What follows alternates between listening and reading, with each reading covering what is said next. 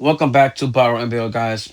In today's video, I would like to talk about how I pay my bills using Robinhood margin without selling my stocks. And please remember, this is not financial advice. This is my own journey that I'm sharing with the internet. Do not follow this guy here blindly and always do your own diligence. Thank you Hi so everyone, much. welcome back to Borrow and Build. Today I'm going to buy about $700 because I gotta pay a bill. So I'm going to buy, let's say, $500 of SCHG. Okay, I'm gonna buy $500 of SCHG. Okay, that gives me about 15 plus shares. Swipe up. Okay, then I'm gonna buy $200 of SPYM. It used to be called SPOG, now is SPYM. 200 bucks. Boom, done.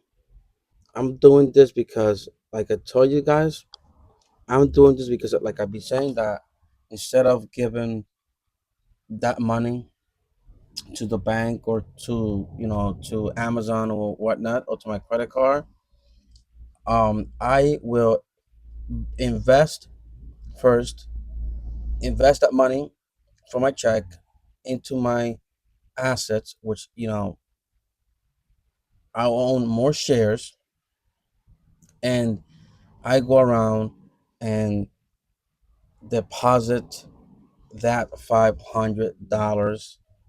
And by doing this, what I do is that over time, my investment is gonna overtake my borrowing, and over time, margin will become optional.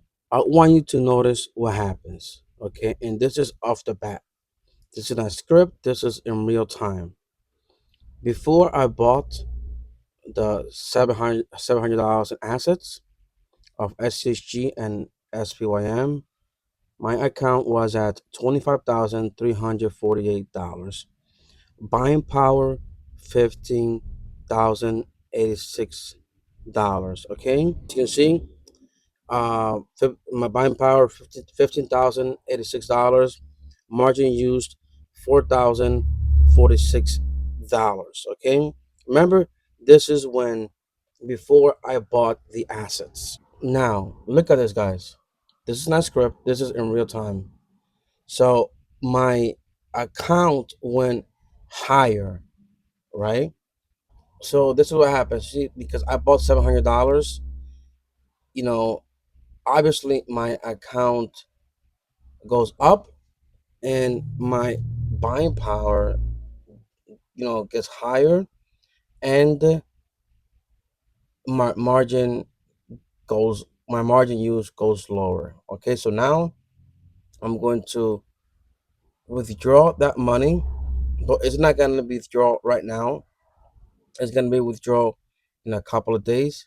So I'll show you the update on what happens when I withdraw that money. I just remember that I have to pay my credit card, which is over $1,200.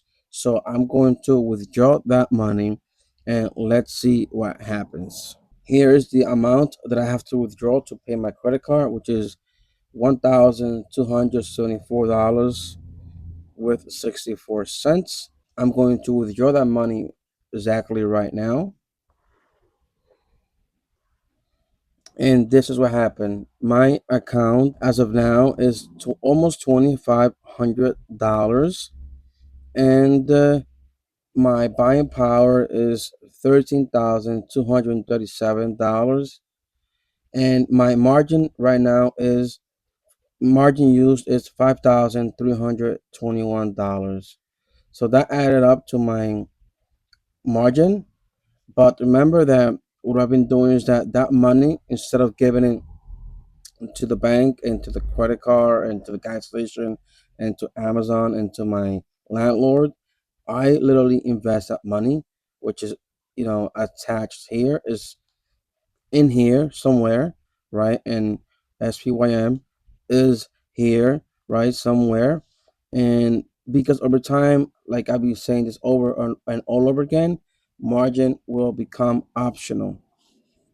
This is my own spreadsheet that I've created. This will basically change over time. And for the month of November, as of now, if my math serves me right, with the $700 that I have to pay, plus the credit card payment that I just paid, the total amount will be in a couple of few days will be $6,021. It says it right here, and as of now, I'm getting roughly about $400 in dividend. That's yearly. This is not monthly. Yearly. So the shortfall, the difference between margin and the dividends that I will be getting paid, it's my margin is basically $5,621. And this would add up basically until one day margin and dividends will overtake each other, and little by little margin will become optional. And this is going to take a while. This is a process. This is not something that will happen overnight. Please remember that this will not happen overnight. And a lot of people might say that I have to increase my annual dividend. My problem is that, or my situation is that I do not know which dividend to add to this portfolio, because even though SHD pays about 4% in dividend, you know, its capital appreciation, it's not doing so well. So I've been thinking that of investing into dividend ETFs. Like I should just, um, for example, like SPYM, which is equivalent to the S&P 500. This is like the price appreciation year to date and over year. And look at this. This is not counting the dividend being reinvested back into this ETF. Look at this.